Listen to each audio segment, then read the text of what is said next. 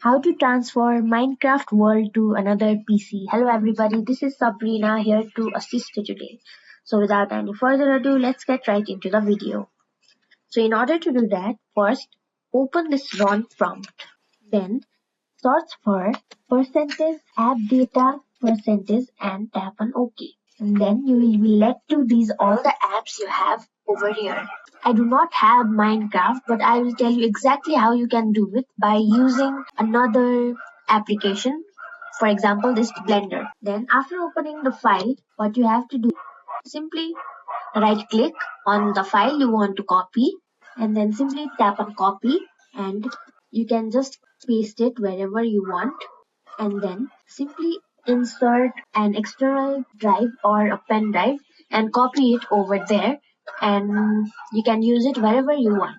And yeah, that's it. Thank you for watching this video. Make sure to like, share and subscribe to our YouTube channel. If you got any questions, comment them down and I'll catch you in the next one.